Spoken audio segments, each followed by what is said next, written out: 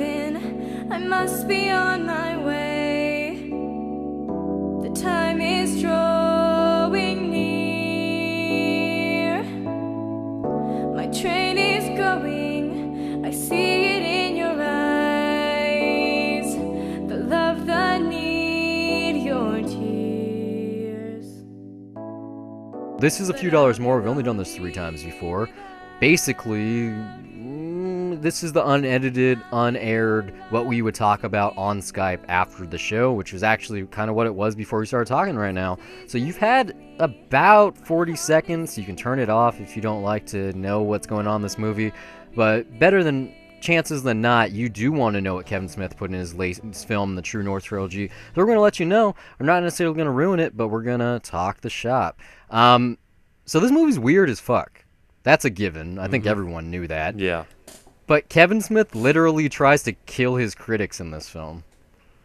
I mean, it's not unsubtle either. Like, you know, there's always something that for Kevin Smith that he just seems like somewhat personally critical of himself, or at least with Tusk specifically, in a very weird self-loathing way. But here, I mean, this is just, you know, we said it last night, like, this is just like a fine example of, you know what, fuck it, I don't care. I'm just gonna say, yeah, you know, fuck them, basically. But through literally Ralph Garman's saying, various accents, like having someone literally say "fuck it" on screen and saying it yourself is completely different. When you have this Nazi who's been cryogenically frozen for about 70 years, he's prematurely woken up. Yeah, you know, then he starts talking about his master plan in various accents that Ralph Garman, a famous impersonator in some circles, he does. What's he do? First he's like Schwarzenegger, then he becomes he does Al Pacino, which Al Pacino really was weak right no, away. No, he wasn't right away. Yeah, that was the first one. Was he? Okay, well, he does Al Pacino, Yeah. he does Adam West, he does Sylvester Stallone, Arnold Schwarzenegger, and I want to say Rip Torn. That's the one that you didn't catch. She just flamboyant comment. No, that was the person I saw it okay, with. That was the name I was looking for. Like It's the guy from Jackass. I recognized the impression, but I just couldn't put a name on it. No, not Rip Torn. No, he's the guy from Men in Black. I'm talking about Rip Taylor. Rip Taylor, Yeah. thank you. I knew the guy's face. I knew his voice. Yeah, I got the wrong I Rip. recognize it. I see that's funny because it's a distinctive voice, but Yeah, very much so. I couldn't put a name on it. And they're like, who the fuck is that? And then they get their whole Batman sequence. They're like, oh, Joker, where's the trigger? Yeah. That's the way Batman sounds. That's not even the line. And It's Bane, where's the trigger? I want you guys to know that's not the fucking line. But the way that Kevin Smith is like, ha ha ha, that's so funny, and then 5 seconds later he's like, I have to explain this. Ralph Garman, how did you come up with that plan? So after you kids blew off the electricity, I came up ground, use your laptop to binge watch everything on Netflix. And that's how I learned my impressions. But you know, they never liked my artwork, so fuck them. I'm gonna kill all the critics. Like, they would have killed us. If his plan went through, eventually they'd be killing us, right? I guess, yeah. The Bratzies in the big meat suit with the hockey mask. So I mean, what is Kevin Smith trying to, like? Is this whole thing a metaphor for him smoking weed? Is that it? Like, you know, he became a stoner, and then his creativity just came up, and now he's just, that's what you get is the product of just him saying, you know what, fuck it, I don't care, I'm gonna do what I want. He still fucking cares. I just think he cares less when he has authoritatorship. He because, can't, on the Flash, to say he doesn't care is like, you know, it's not like you can't 100% don't care, but he tries. he has his own terms. Yeah, he's got his own terms of doing it. He doesn't care about bowing down to anybody else's expectations or making a movie that he feels like he should be doing. It's not like the reviews of Mallrats, which he said pretty much hurt him, and then, you know, once he does Chasing Amy, then everyone's like, oh, you're back, that's good, you're doing exactly what you should be doing. He's not the people pleaser of critics anymore. Can you imagine that, though? You sink your whole life into Clerks, you're unbearably into debt, you get a smash success that no one expected, you become a household name overnight, one of the biggest, like, people in the indie filmmaking community. Universal gives you a fat paycheck to make a studio movie. You put it in the same universe. You're doing a shared universe before anyone's doing it. You make it real fun. You get Stan Lee in a cameo, which, by the way, his cameo here is pretty fantastic. It's like it cemented it as a superhero movie, or attempted. Like the Yoga Hosers are part of the MCU almost. Or maybe it's like on the outskirts, kind of. It's all connected, yeah. Maybe this like, is what's happening in Canada while the Avengers are in America. Canadian Stan Lee. Yeah. Damn Yoga Hosers. But yeah, he gets all that money. He gets to make that big ass movie, and all the critics and all the fans went, "You sold out. You fucking suck." But now people are like, "Oh, Mallrats is really good. Make a sequel, or Mallbrats the TV show. Do something else. We love your work, Kevin Smith." And it's like his fans are never satisfied. The critics are never happy. Well, there were no really fans weird. for Mallrats. I mean, he didn't even have fans at that point, and no one did saw have the fans, movie though. but critics. Really, because that movie He had tanked enough so fans that it did tank, but he had enough fans that they made the Clerks animated series. That was like right around that same era. No. Like Clerks animated series was around that was part of the Was that new the Dogma millennium. years? Yeah, like that was right. I think it was right in between that and Silent Bob, Jay and Silent Bob Strike Back. Well, even still, he had a fan base. Not just it wasn't what it is now. You know, Yeah, but it's Smodcasting exists. He wasn't doing comics yet. I just don't think it was firmly established just because of Clerks. Like maybe after Chasing Amy, it was a gamble. Like Chasing Amy was probably the one that I think really set this as like, okay, this is a thing because that movie is so well regarded. It's like it's that, and it's its own view skewed shared universe thing in that it references these other characters. Like that's a movie that people like, and it still references Mallrats, so it's not like I love Mallrats. Yeah, it's no, so I do fucking too. weird. Absolutely. And I have a feeling that a lot of people do now, and I'm sure a lot of the critics that bashed it then are the same people that are bashing this one, and probably for similar reasons, because Mallrats is mostly just a romp. It's a fun movie. It's about people staying at a mall. The only time they ever leave the mall is to go to a strip mall.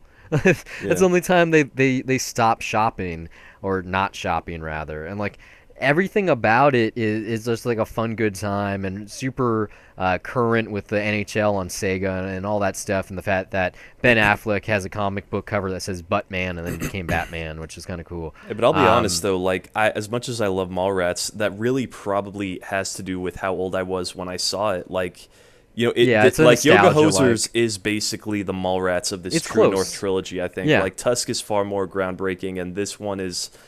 It'll definitely have its fans, but it is definitely just gonna be that one that's gonna be off-putting for people. And if I saw this like 10 years ago, then fuck, maybe I would have loved it. Now I'm just kind of like, yeah, it's good, it's fine, but this comedy, it's not something that speaks to me though.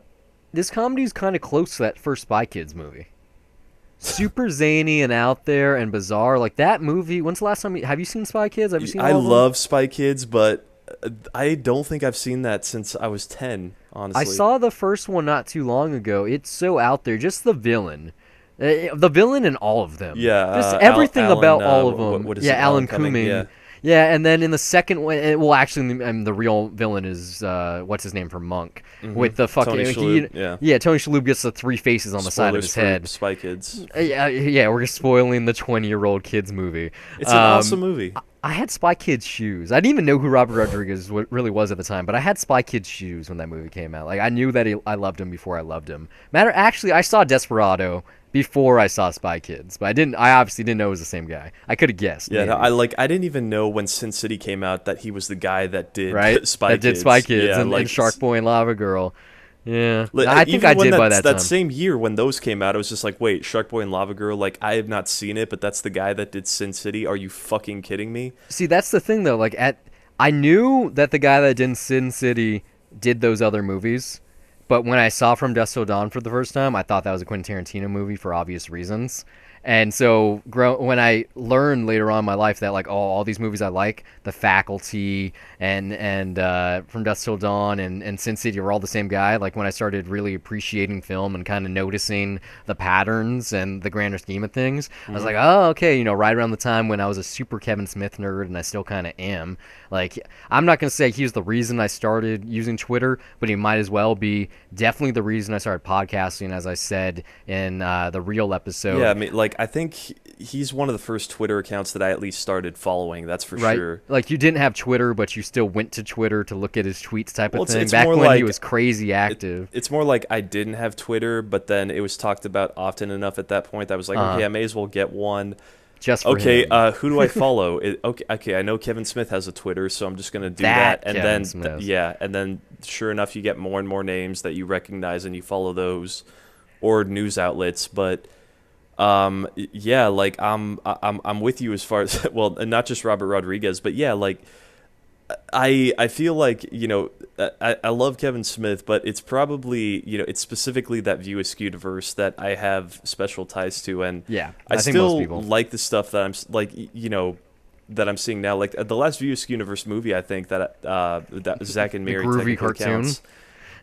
No, I have not. I seen saw that one, that. actually. Don't. It's bad. I know. It's I've been bad. told by everybody, but It was on Netflix, so why the fuck not? But yeah, but I it mean, was it's not like good. it's kind of fitting that you know, because like I discovered Kevin Smith like at the very beginning of high school, and then to bookend that, like Zack and Mary came out during my senior year. You know, it's kind of like that and Judd Apatow were the same thing in that 40-Year-Old Virgin was that right at like the summer right before high school began, and then Funny People just bookends that right after I graduate, and then sandwiched in between is Knocked Up and all this other stuff that was produced that like are comedy classics in my opinion. And like, you know, then all the stuff that came after from Judd Apatow is still good, and there's still really funny stuff like Trainwreck, but not up to the level of what it was before for me. Yeah.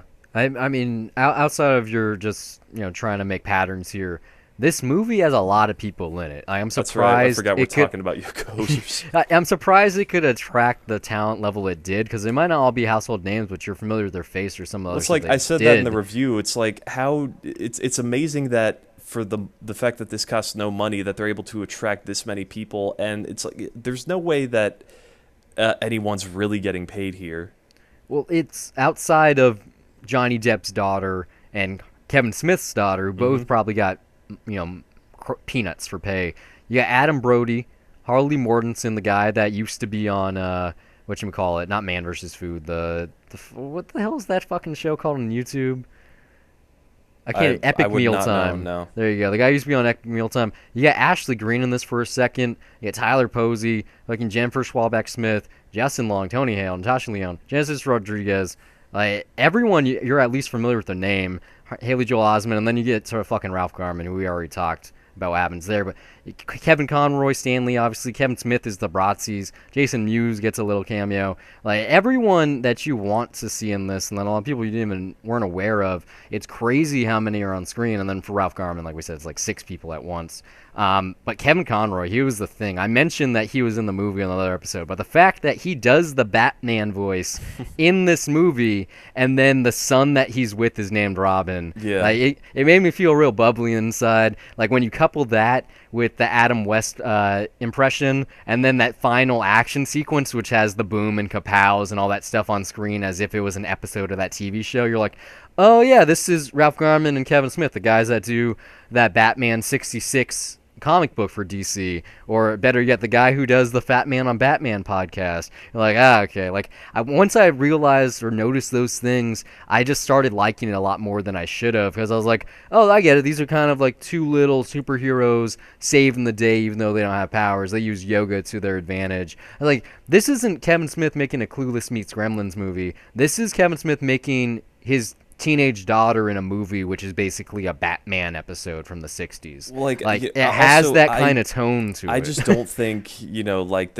this might be the most self-indulgent movie that I've ever seen in my life, and I don't think that's necessarily a bad thing. It's like usually I think at least this stuff is more organic and stuff. Like, hey, if you want to criticize Judd Apatow for putting his kids in his movies, at least there's a reason that there are kids written into movies. This is like, okay, I got a daughter and I got all this shit that I love, and you know, I'm just gonna take things like, you know, I'm assuming that she does yoga, that both of them do. He's like, yeah, I'm just gonna write the shit that I see them doing that they like into a movie, and I'm gonna mix that with a ton of shit that I grew up with that I love, and it's kind of like I guess his own fangasm on he's just putting everything that he loves to see, or just everything that he like, all the entertainment he loves or whatever he loves doing, just all into one movie, and it doesn't necessarily matter whether or not it's good. Like that doesn't make the movie great. It's just hell, I mean that's why some people could hate it and think it's terrible, because it's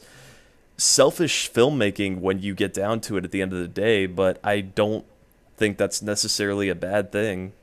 It's not like he's repeating this trick over and over and over again. This is an established filmmaker making a fan film. It's something that's impossible to do, but like he it does tried. that. It's definitely fan service, and he's done that before. Like that is what Jay and Silent Bob Strike Back is. Like, no, I don't mean fan service. I'm saying like this is him trying to make a fan film, like Axanar was gonna be, or all this stuff that you can watch on YouTube. There's this really great trailer on the internet called Grayson, which is like this fan film about Robin if Batman died, and it's like I have the script, I've never read it, but that trailer is really really good. Like this is someone making a movie about a known property. And but he what wants property to be real is zany. that? His daughter. And the stuff he that's more what Jay and Silent Bob Strike Back is, because like Jay and Silent Bob, that could be a fan film in a way, and like it totally is a fan film. It's like how do we get around the issue of Ben Affleck playing 3 different roles? We don't just care. have him look at the camera and fuck it. We'll make up a joke on set. Like that film.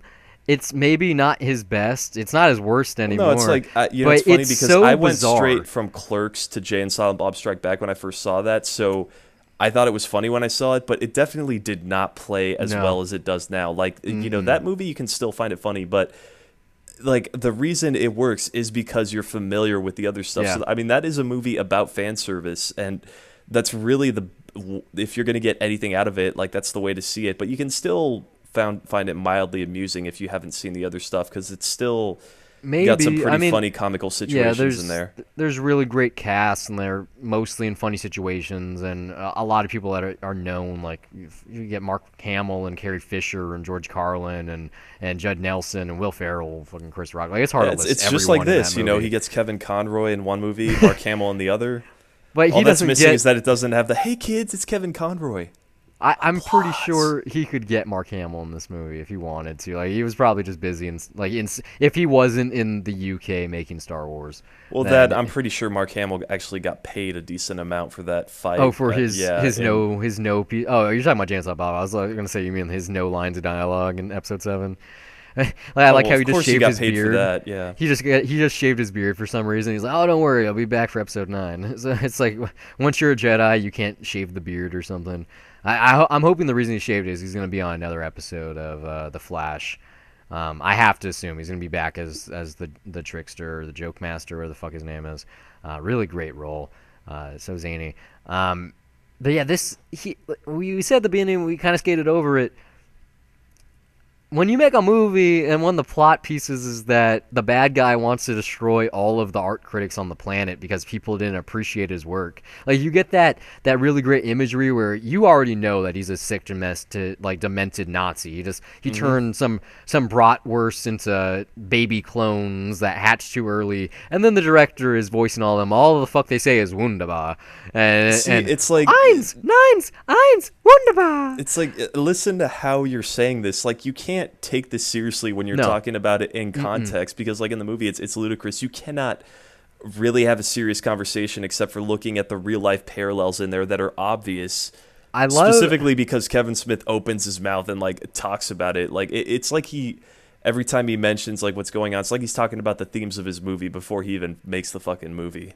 I really did love the way that the creatures are used here. The bratwurst ones. Yeah, the Bratzies before you actually see them. The fact that they jump up someone's butt, go through their body, and then come out their mouth. Like that is something kind of terrifying. It doesn't make sense. I guess the hat is what allows them to do it. That spiky hat. But that's pretty scary. Like the movie's not very good, but Bad Milo. It's on Netflix. The way that movie works is that the main dude, whose name escapes me, he was like in Wet Hot American Summer, and he was on not The Soup, but on that MTV show, the bit comedy show. He's like comedic relief for a lot of stuff. He was on The League. I can't remember his name right now. I should look it up. But basically, like a demon comes out of his butthole and fucks things up, and then when he's done, he goes back in his butt. Like that movie, the whole thing works though. Like it's not a great movie. It's a little bit better than this one, but just the concept of like something evil being up your butt, like that is really scary. Well, just like sharp objects or like anything that touching your eye. yeah, goes through private parts, like especially genitalia. Like, fuck that. That's the reason why I refuse to watch Antichrist. But I tried watching that. I fell asleep.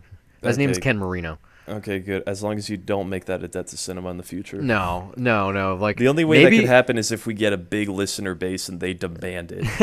But like last Easter, I did Passion of the Christ. This Easter, it's probably gonna be The Last Temptation. Yeah, I was thinking I would have made that pick if you didn't. Yeah, but I could do Antichrist maybe. No. Maybe a Jesus Christ Superstar instead. We do both. We could bookend it. We do both. Get the musical and the drama. Just how fucking crazy do you have to be though to have the dastardly plan of the Nazi be let's kill all the art critics?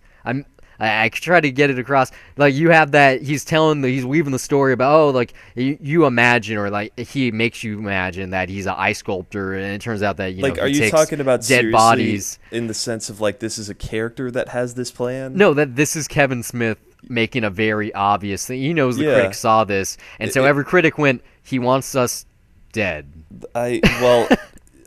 Obviously, like, not, because he, like, Ralph Garman is supposed to be the bad guy, so obviously this is a bad idea. It's not like the movie is let's kill all the critics. It kind of is, though. It's okay, you know what, like, no, not really. I mean, like, if Ralph Garman, like, if that's actually how it ended, is with him succeeding in his plan, then yeah, that would be the ultimate takeaway message from that. I don't even remember. No, like, again, like, it's like with Tusk, like, where it's some weird. I'm not a psychologist, obviously, but it does seem like some weird self-loathing here of, like, if he is that guy underground that's in hell, like, you know, if he's just painting himself negatively because I'm not saying he hates himself, but it's just like I don't know, he's beating up on himself a little bit. Like, I can't help but see Tusk that way of, like, okay, Justin Long's character is a podcaster. It's like there's things, some shit. Yeah. It's like, is Kevin Smith like just criticizing himself here and just like punishing himself in some way? And Yoga Hosers is just a very light, very weird and comical version of that. Like, or because I mean, you know, now I think he's come to peace with it, or at least like the way he's described it. Like, I don't think he sees critics as his enemy. You know, it's not like the Days of Cop Out where he's like, you know what, now critics have to pay to see my movies if they want to see them.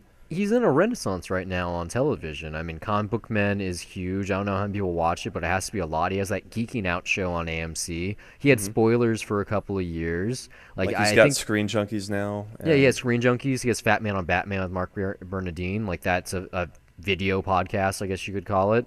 Like, he's always had the podcast stuff, but he's writing more. He's working on TV. He has an episode of The Flash and Supergirl this season, and then his episode of The Flash last season was like not only one of the best reviewed episodes of that series of all time, but also one of the most critically appraised works he's done since Chasing Amy, I believe. Like, everyone was like, oh my god, this is the Kevin Smith episode, it's so good.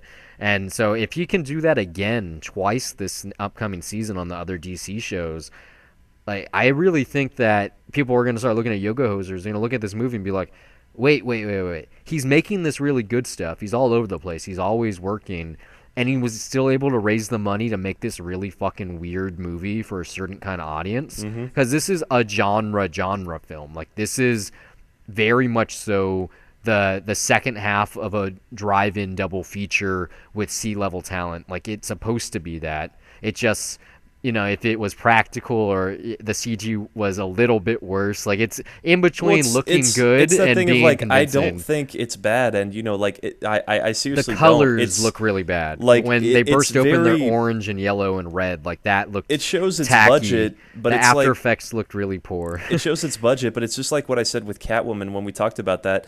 That's not bad CG. Like, bad CG that's is something, okay. Like, this is bad. Like, that is CG for that movie that, like, absolutely fits with the tone of that movie, and it doesn't ever betray the reality of that movie. Like, you know, bad CG to me is just something that obviously feels that it doesn't belong or doesn't sell that reality. Yeah, Kevin Smith is probably one of the most self-referential filmmakers I can think of. Like, him and Woody Allen are really up there, kind of on par. They make characters that are basically themselves. They curve from their own life. It's Most of the gotten jokes, far more unsubtle lately, though, I yeah, think. especially for Woody Allen. I mean, the fact that he's putting himself back in his own movies or TV shows, But I'm talking about Kevin Smith mainly. they're equally bad. But you can just tell, being a fan, you're just as much of a fan of their works or Kevin Smith's work as you are of the man himself, and he uses that to his advantage. Putting things that he's interested in, like hockey and comic books, in just about every single one of his movies. The fact that I'm so interested in comic books and not hockey is kind of a testament to how little hockey gets a saving grace. I mean, I mentioned the real episode that I hope that that's a Buddy McCracken statue in the park. And those little things, those like potential references, are kind of why I want to see it again. I wouldn't mind watching this on VOD just so I could pause it, so I can actually read every character bio and notice little things like when there's newspapers, like I'd like to read what it says on there and stuff like that. Because I have a feeling like this movie has, you can tell how much heart was put into it, but I have a feeling like it had a lot of soul too.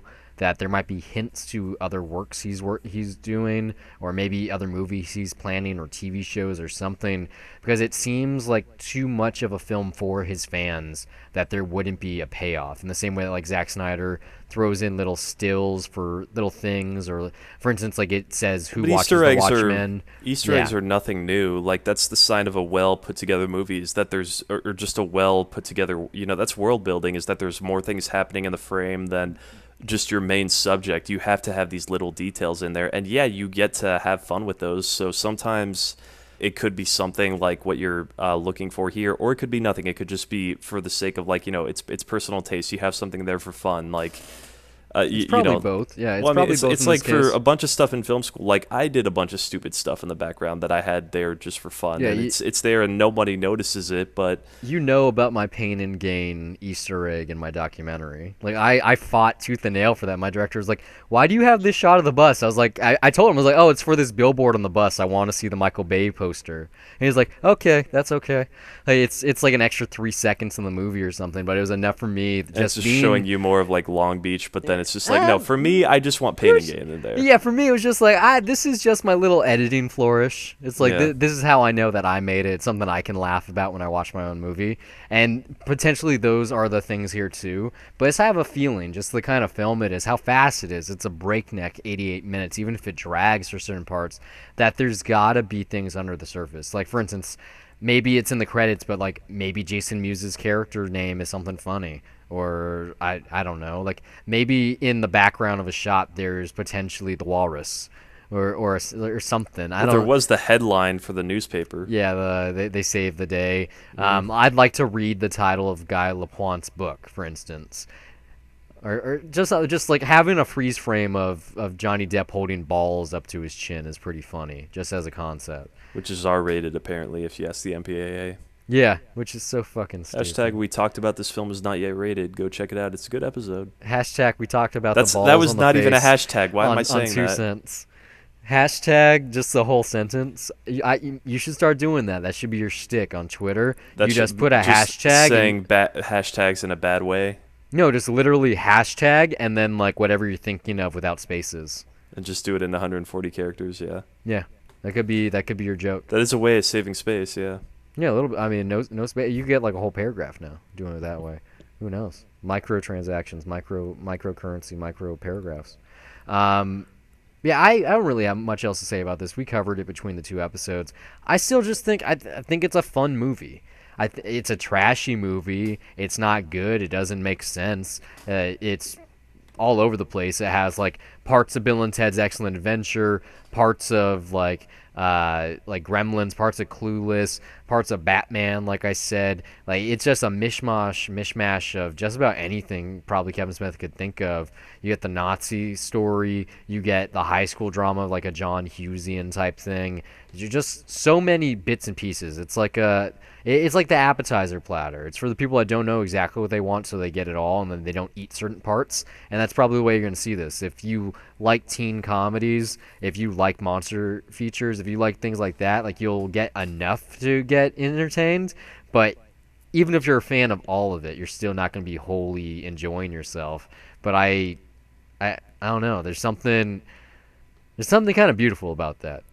I mean, Like, it's the fact that this got made. That's where I give it main credit. For me, like, and I've had more time to think about it. Of just the type of stuff I like in general is uh-huh. the way I see every movie is that it tends to be an experience, and like in that whatever world is being created, whether it's a comedy, whether it's a spectacle, no matter what it is, it's something where I should like see this glimpse. It should be somebody else's story, and I see, a moment in their lives, and it has to mean something to them or to somebody. And this is not like that at all. Like, this is totally self-referential. These are not characters that I'm going to remember. So, hey, this is something that's made for a very specific fan base, and that's fine. It's not something Wait. that's going to appeal to me personally. You're not gonna remember Guy Lapointe? I don't think that's possible. Like, it's not something that's going to make an impression on me in the sense of like, It would be cool. it like we just did a podcast on Priscilla, the Queen of the Desert. Like, I'm not going to remember Guy Lapointe in the same way that I'm going to remember those characters and their journey. Whereas, this is like, I remember Guy Lapointe, but I'll A, because of the accent, and B, because it's like, oh, so Kevin Smith and Johnny Depp work together on 2 movies now. Well, it's gonna almost be 3. It's Moose Jaws is definitely happening. The craziest and that's thing about going to be Moose one of Jaws- those things where I'm probably just going to look at it and be like, oh, right, the True North trilogy. That's a thing that happened. And yeah, there was Johnny Depp. True He was North, in that. eh? Yeah. The craziest thing about Moose Jaws, if I remember correctly, A24 is putting that one out. So, because they did Tusk, and that's going to be on Amazon Prime. Well, it depends on how long it takes for it to be out there. But if that Prime deal is still at play, a lot of people could potentially see that one because of the deal that A24 has there. And just someone going, oh, it's Kevin Smith, it's Johnny Depp, and whoever the other 2 guys in the movie are, I'm assuming, because, you need the 3 people on the boat to stop the shark or to stop the moose, however way you want. How are they going to be in a Jeep? How the fuck? I don't know. Truck? I don't know. We'll find out. We'll find out eventually. Maybe it's like the moose is in the water. I don't know. But that has the potential with the names and everything that if it is on Amazon Prime, I think it could kind of get people to go back and watch Yoga Hosers and Tusk out of curiosity. Like, I think though, just I'm thinking about just how people are gonna like come across this movie, because I don't think it's gonna be the effect that Mallrats had, even though this is like kind of like that in the sense of it's that critically panned movie that's the second installment in this universe, kind of like like how Iron Man Mallrats is part of 2 the US universe. or Batman versus Superman Dawn of Well, no, but I'm Justice. specifically with Kevin Smith stuff, like Mallrats. Even Well, though I'm this just isn't- maybe this has something like to I do didn't with discover all Kevin shared Smith through universes. Mallrats, but apparently Mallrats was that movie that got passed around first, and then that's how people learned about Kevin Smith, and they're like, oh, he did all this other stuff. Like, I doubt Yoga Hosers is going to be the first intro into the True North trilogy for a lot of people. No, I think it could. But then be. again, who knows how Moose Jaws is going to turn out, if it's going to be that appealing. I think that this could be the first introduction, because a lot of people did see Tusk, but most of those people were his fans to begin with. Like, they were the people that voted Walrus yes on Twitter, and they might even back the film too. But this one, I think, just has so far out of the 2 a broader appeal because it isn't so dark. And like, it's equally goofy, but in I a think much it's more far enjoyable way. This is far more niche, and it's going to a very specific audience. Whereas, yeah, Tusk is very dark, and like it can be very polarizing, but it's accessible to anybody that wants to dive into it. Whereas Yoga Hosers, like, you kind of need to be familiar with like a lot of these in jokes that are happening, and you also need to have seen Tusk, because it spoils the ending of Tusk. I really think, well, sure, but I have a feeling. Well, it's a trilogy. That's supposed to be like that way. But if like a 14-year-old girl watched this, she could potentially like it. I don't know that many 14-year-old women, but there is also that's the hope that he has with it, and I would honestly, like, I don't want to put words in anybody's mouth. Like, I see that that's the main target audience, but I would rather hear it from an actual 14-year-old girl that came across it on their own and see what they thought of the movie, because that would be more telling of what the legacy of Yoga Hosers is going to be, and who its audience is, and whether or not that audience really embraces the movie. Because at this point in time, I can just say, hey, it's for Kevin Smith fans, and they're mostly enjoying it because he made it. Like, if Kevin Smith didn't direct this movie, Would either of us have a passing interest in this? No, we want to watch it. Absolutely not. Not even Yeah. close. Yeah, so like it'll be interesting to hear it from somebody that is the target demographic and see how they respond to it, and that's really going to be the success of if this movie succeeded in what it tried to do, or maybe its target audience is not someone that they're aware of yet beyond Kevin Smith's fan base, and we'll find out who that is later. If it makes money. But between Austin Butler and Tyler Posey, the seniors, heartthrobs, like you get that slow-mo entrance where I can imagine an early teen or late teens girl being like, oh my god, they're so sexy. Like, yeah, I would go to the party too with them. And this film, to an extent, it has like an anti-date rape agenda with the whole like, this is my date knife, like carry it with you. The way that the dad is like Which is protective. a great thing to bring from Face Off, by the way. That was in Face Off. It totally was. I haven't seen that movie in quite some time, but yeah, it's a great movie. That's in there.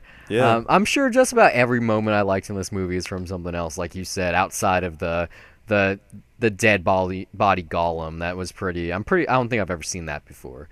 It has bits and pieces or hearts and pieces of Texas Chainsaw Massacre, but just the fact that all of these wieners jumped in this big meat suit and you're supposed to. Well, Just it's only one, believe. really, but You're supposed to believe that they could control this fucking suit somehow.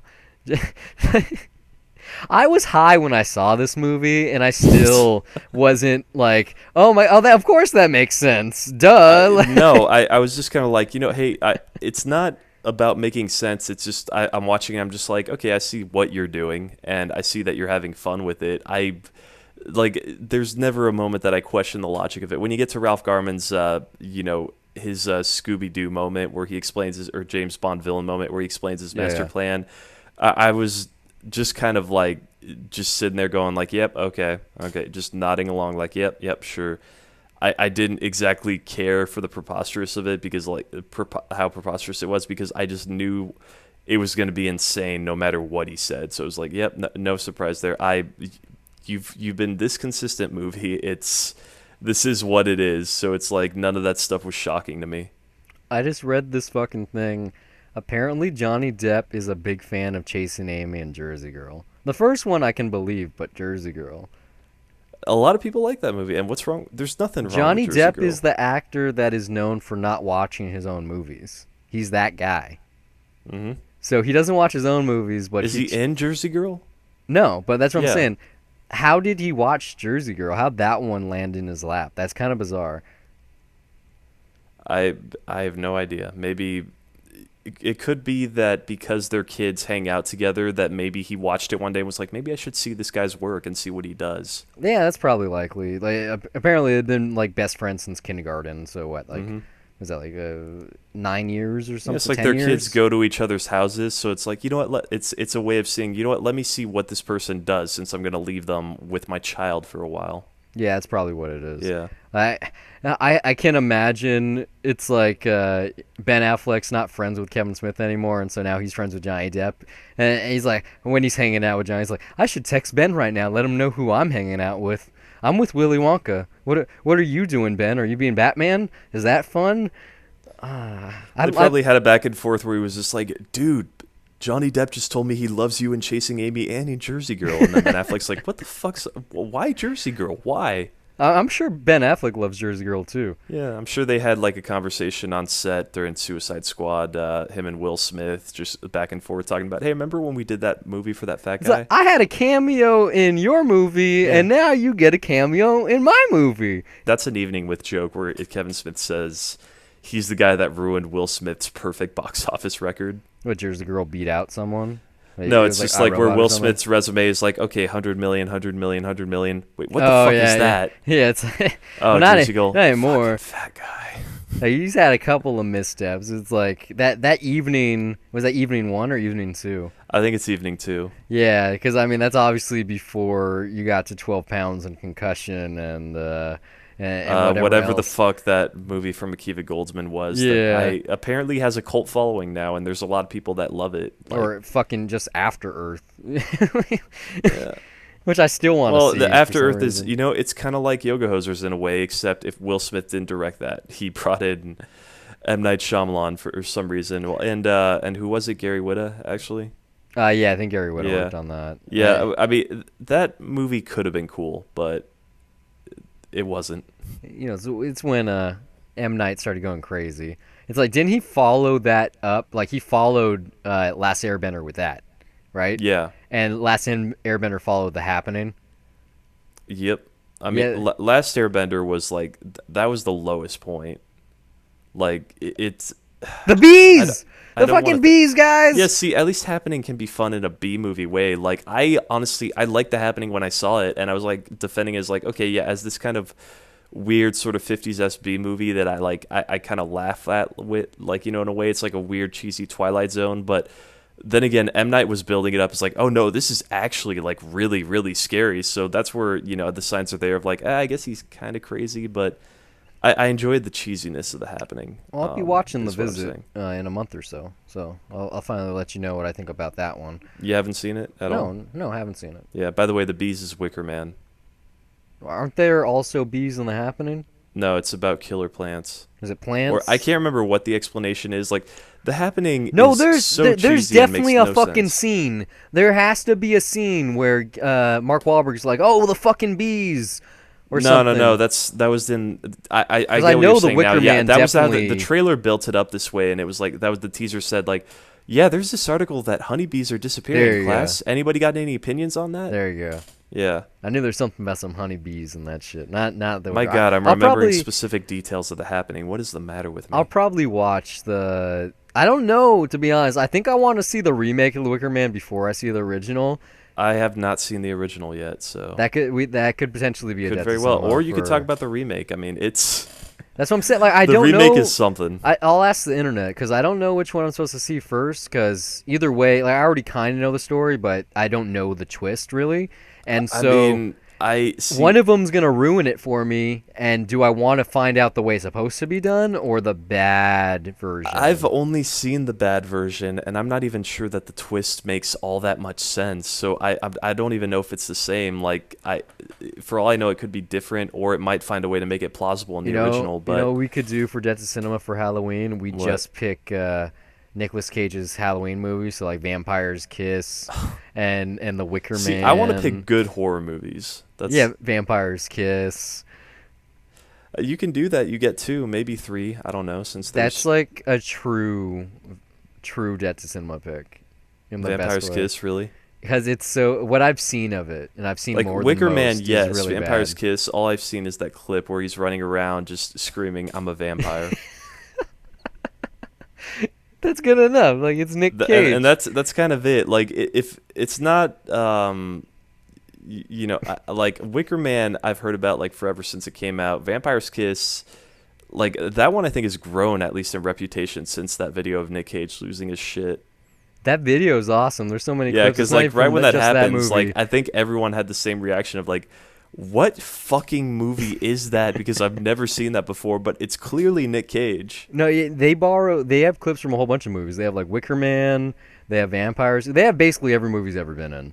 And the big ones are Vampire's Kiss and Wild at Heart. There's some stuff from that too. And also Leaving Las Vegas. Like he's fucking crazy in half of his movies, but in the great way, in the way that that's Ghost Rider, or that was almost Superman, in that kind of way.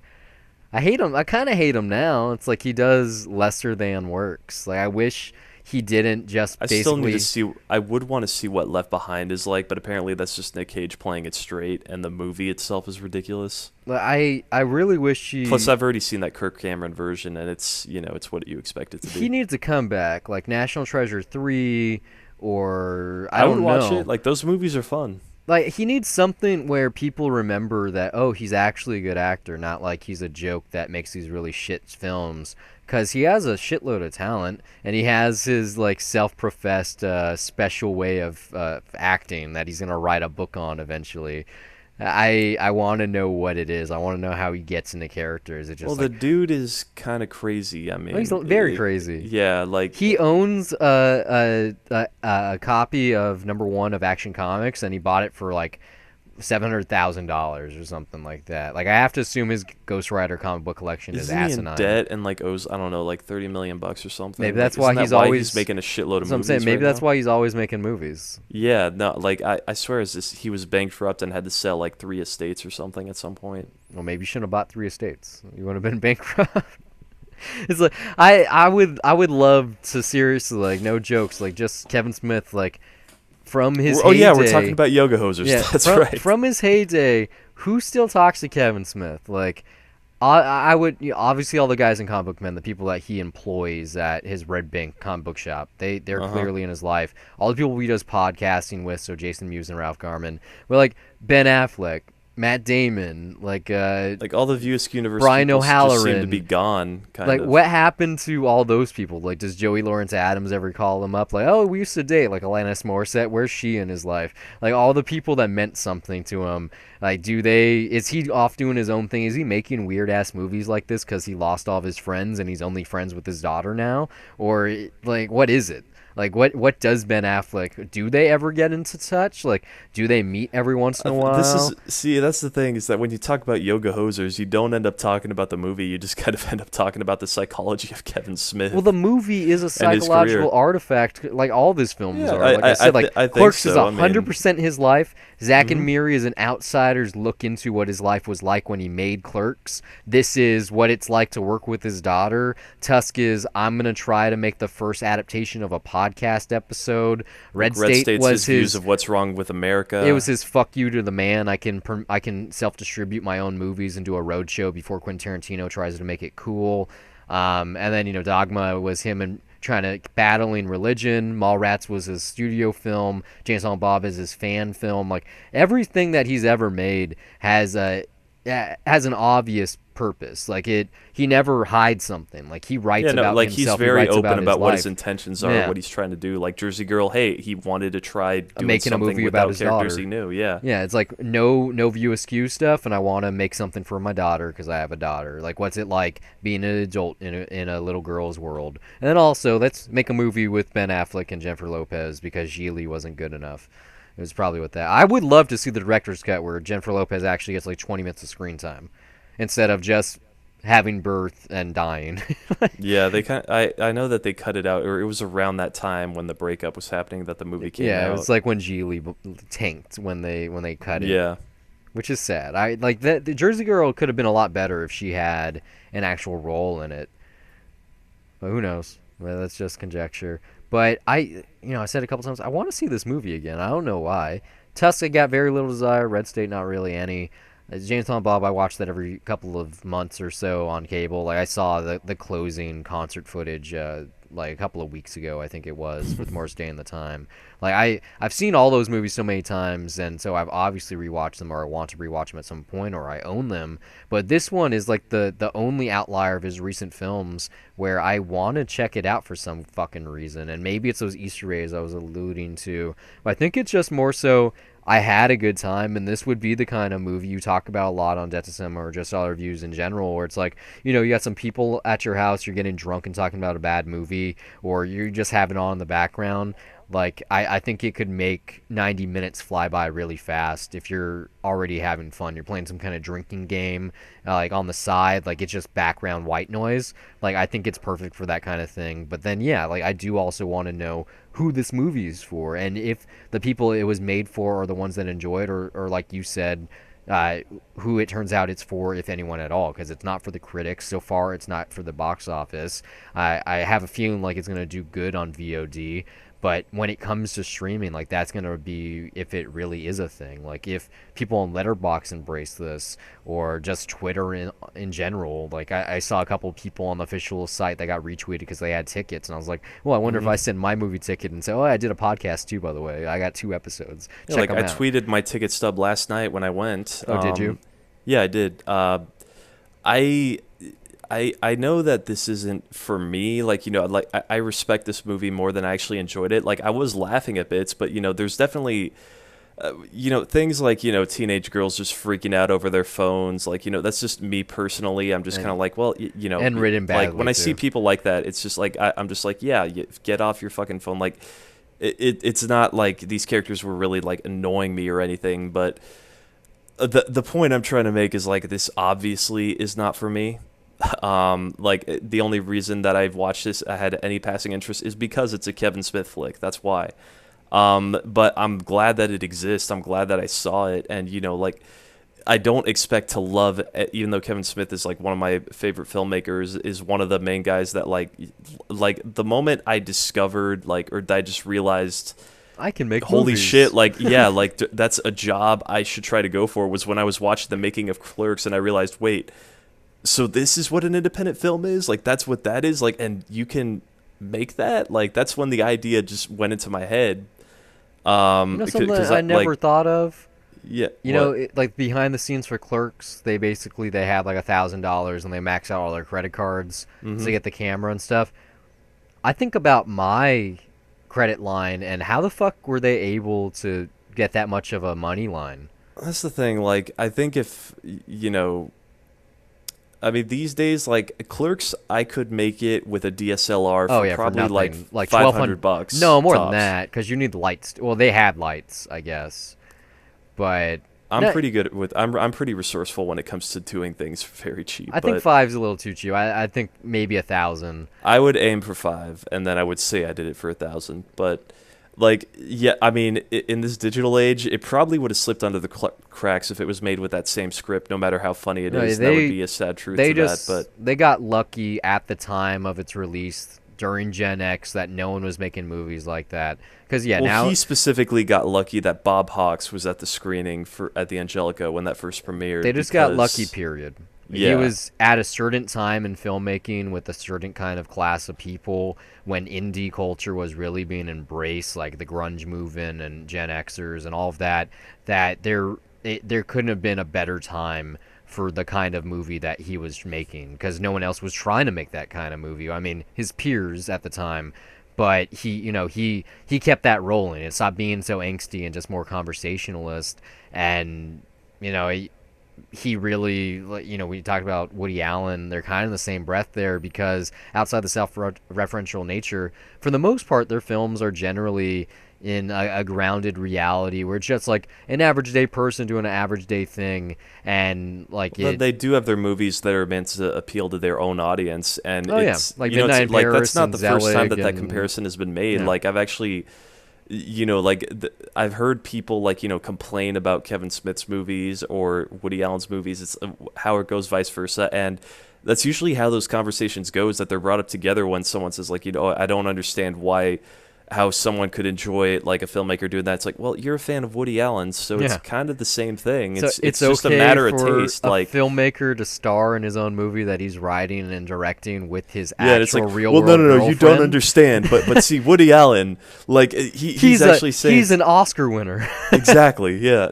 it's like Kevin Smith was almost an Oscar winner. Just imagine if Good Will Hunting won Best Picture, he would have got an Oscar. That's so awesome. I think Chasing Amy was also in the running. It's like it was 2 films away from getting nominated at that point. Yeah, if they had the 5+ system back then. Yeah, if they had that, then yeah, for sure would have gotten it.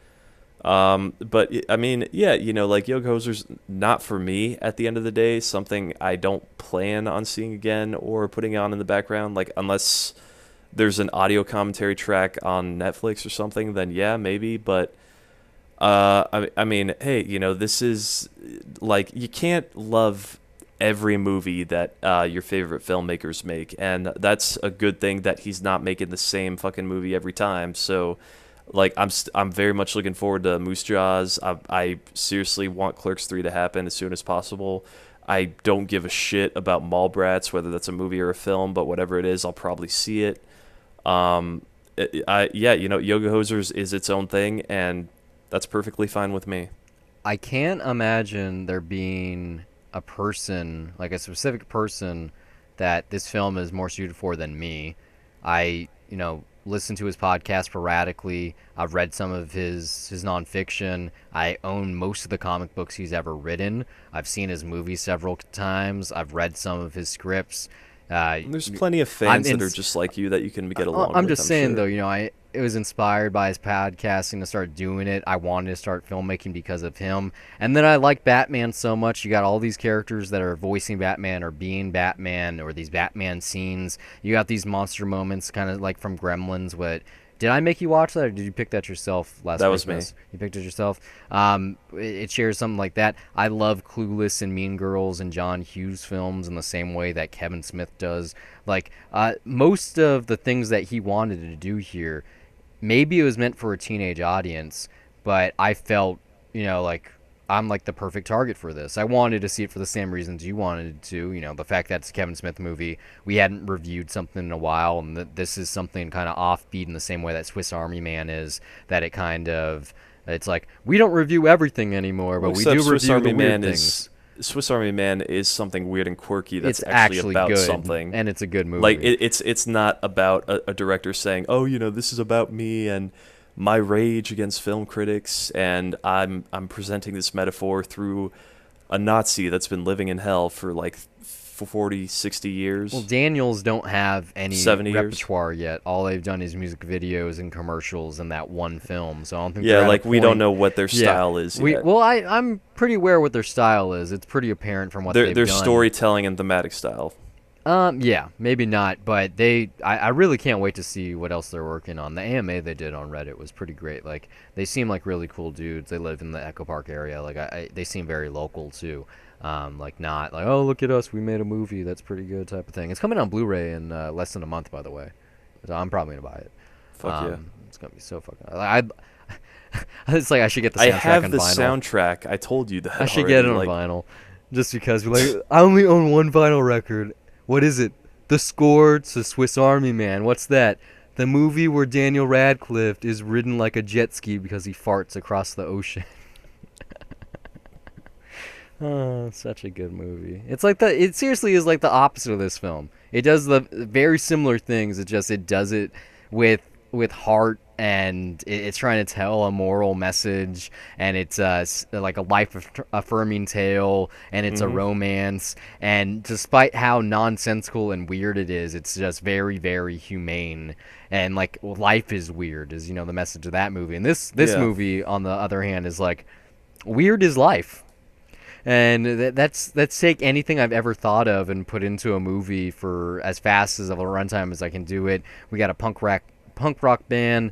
We got two girls that love each other for no apparent reason. We got some creatures. We got some Batman voices. We got some comic book characters and so actors. It is indulgence at that point. And It's seriously. like I'm not gonna say anything different because I still. don't. I think this Christmas, since you still haven't seen it, you should see Gremlins 2 this Christmas to see what good self-indulgence is. Because Joe Dante, oh my God, he jumps the shark with it in a good way. Like, he takes Gremlins to the nth level. Like, it is seriously bonkers. Like like, you know how Gremlins is kind of good up until the Gremlins show up? Gremlins is awesome. I'm just saying, like, the tonal shift once the Gremlins come into play and take over the town is where it gets really, really good and becomes a classic. And before that, like, it's okay, right? Gremlins 2 is like that the whole movie. And then once it, like, gets to that third act, it goes, like, beyond, okay? So this film is like that, though. It's like, I wanted to make Gremlins, instead I made Gremlins 3. Like, it doesn't know what threshold is okay, so it goes for it. It goes full fucking Monty. It's like, whatever. If you don't like my dick, you can leave. You can say, I'm sure Kevin Smith would make that joke and be like, yeah, using two hands. Like, no. Oh, man. We can't say enough about this movie, though, in a good way, because, yeah, in the same way, I can understand now why Kevin Smith loves Suicide Squad so much, and he was like praising David Ayer in person on Twitter, on Instagram, because he went for the same kind of thing that comic book movies do. He went the other way in the same way that this movie goes the other way. Like, they're beating to a similar drum beat, or it's like the same tempo. Like, I can see that, because it's like Suicide Squad is, like I genuinely don't feel that's bad, but for when I have to explain why I have to like it, everything sort of falls back to personal taste. Yeah. As far as just like its brand of weirdness that appeals to me. This one, Yoga Hosers, just not at all in the same way. I recognize it, I see that's there, and because I've liked a bunch of stuff like that, I don't see that as a problem because it's definitely not lazy. It's not like it's trying to insult its audience. It's clearly tongue in cheek, and it just wants to have fun. And that, like, it's like I see this movie's like a kid on the playground. I'm not going to go up to it and just fucking tell it not to do what it's going to do. Better yet, it's like unless it's harming anybody else, in which case it isn't. It's like a kid at Disneyland. He doesn't know exactly what he's Yeah. gonna do. He doesn't know what he's gonna eat yet or what T-shirts he's gonna take home. But he's trying to have a good time. Yeah, And like this is not the kid that's like pushing other kids off the playground. That's a hazard to everybody. It's just it's that one kid that's like probably off in their own corner doing their own thing, and fuck it, just let them be. They're having a good time. That's why critics can't hurt this movie because even if it got 100%, people still probably wouldn't see it. Are critics really that like harshly offended by this movie? Like, I don't know. I can see that why it's negative or why it's polarizing, but like I haven't read a review where anyone's out to destroy this movie. Really, If I got paid to see this movie, I couldn't have anything negative to say about it. Because it doesn't make you dumber by just watching it. It's not one of those type of things. Like Jane Silent Bob Strike Back, it's that kind of movie. Like you're watching, you're like, wait, did they just have did they break the fourth wall? Did they just really show Gus Van Sant counting money and he's too busy to direct? Did they just make like the fifth dick soaking joke for homos? Like, wait, what? Like that movie, if I had to see that, I would have been like, oh my, I can't believe he made this fucking. This is the Clerks guy. Is this the guy behind Jason Amy? He made this fucking movie. Whereas this one, you should fully understand where he is in his career. Like, this is the guy that had a vendetta against Southwest Airlines because he was too fat for their plane. Okay, like that made him probably just as famous as he was from Clerks. Was that the too fat to fly thing? That took him to another echelon of just normal people liking him. They're like, I've been too fat before too. It's not your fault in the jorts. Okay, whereas it's like this movie, those people aren't gonna see this.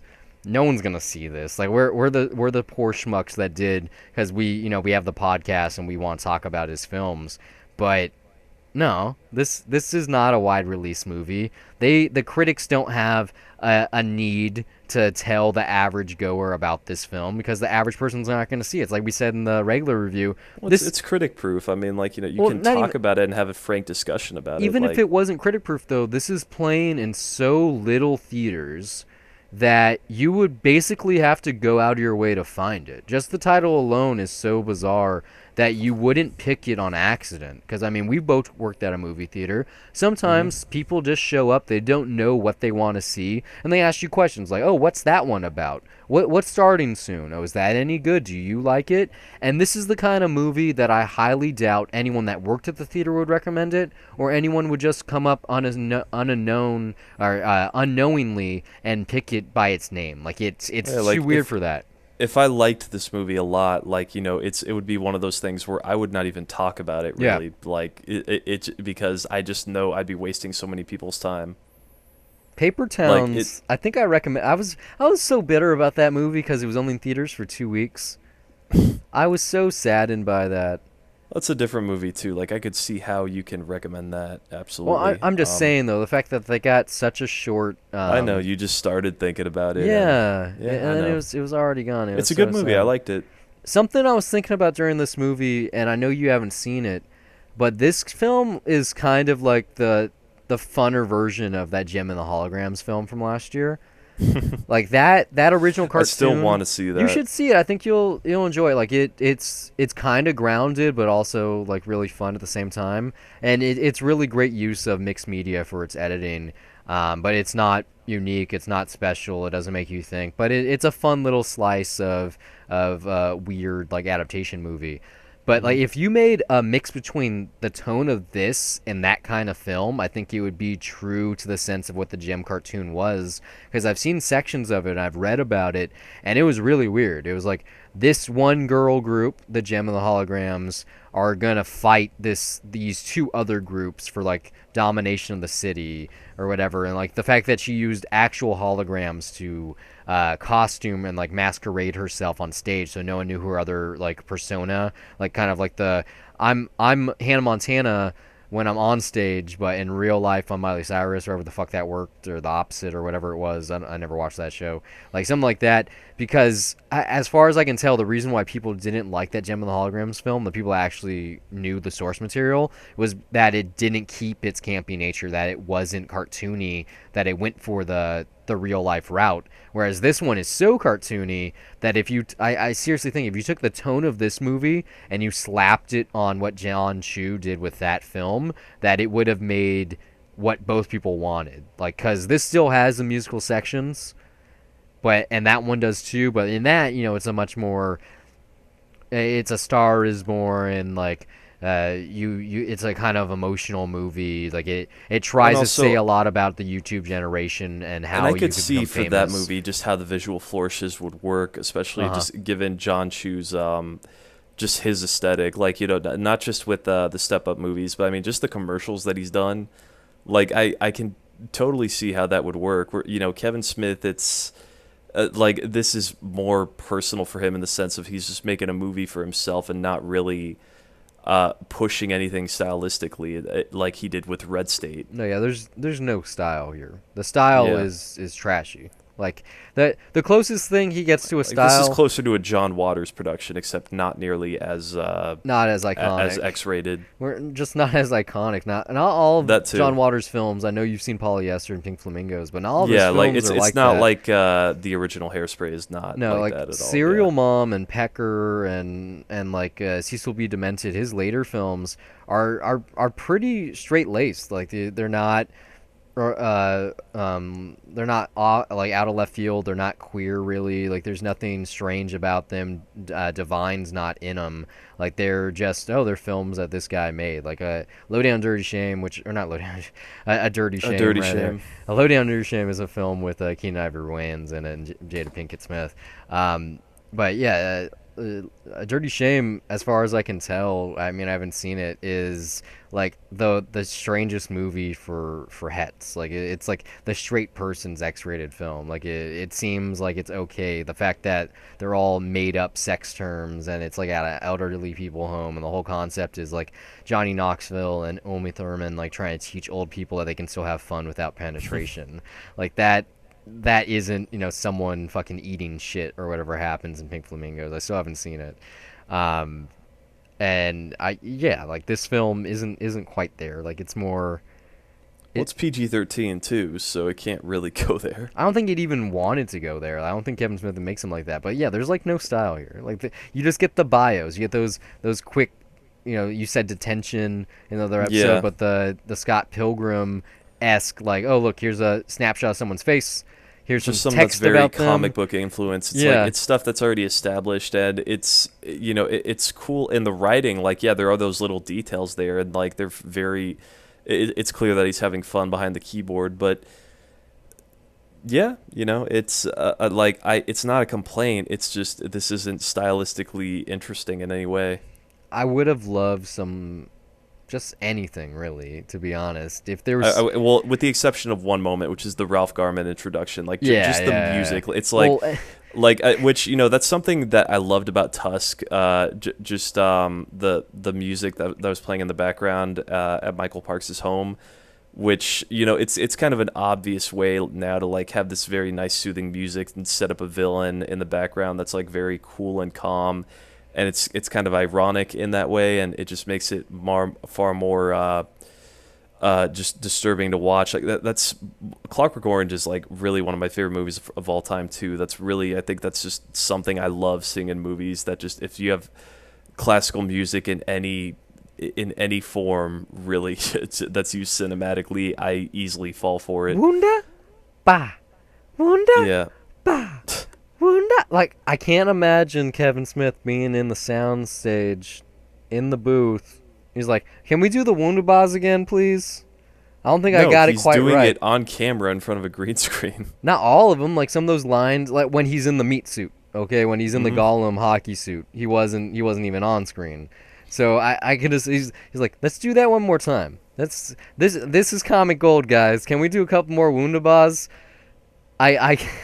Yeah, he probably just did it at home behind his microphone. Maybe. Save some money that way. I got no fucking clue. I know it's bizarre. I know it's his own thing. Like, maybe that's why it's so cheap. The fact that he had to, he edited this himself. He did most of the promotion himself. Like, there's very little money spent here on anything, really, on the sets or anything. It's like, what's the cheapest looking convenience store we can get? We need a school. We'll do it in Canada. It'll be really cheap. Well, it's supposed to be Canada, so everyone knows it's Canada. So that's how we're able to make it real cheap.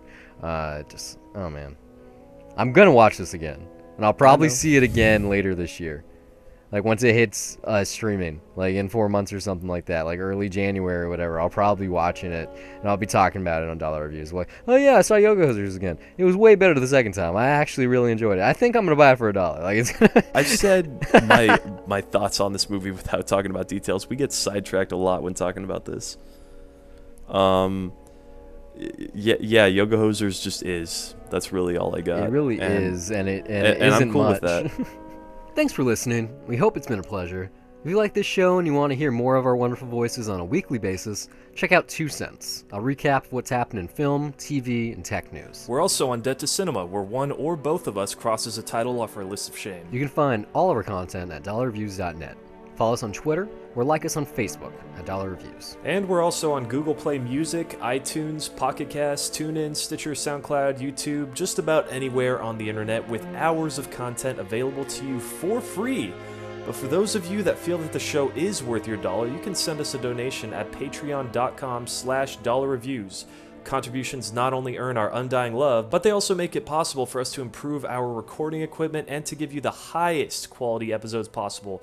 But more importantly, they'd be helping us acquire the content to review. Trips to the multiplex are expensive, and the more donations we receive, the more films we can review for your listening pleasure. If you listen somewhere we're currently not available, you'd like to contribute some talking points, send a Debt to Cinema request, or if you just want to laugh at us, you can do so by reaching out to us on social media or send an email to brian@dollarreviews.net. Or you can email me as well, steve@dollarreviews.net. You can follow me personally on Twitter at Brian Gillis, that's BRYONGILLIS, and now you know how to spell the email too, and also under the same name on the lovely site Letterboxd, which acts as my film diary, where I rate films I'm watching, write the occasional review, and even sometimes compile lists. You can also find me on Twitter at S_MTX, and also follow my film diary at Letterboxd under the same name, where I log everything I watch, and sometimes write brief reviews. That's it for this week. Until next time, keep the change.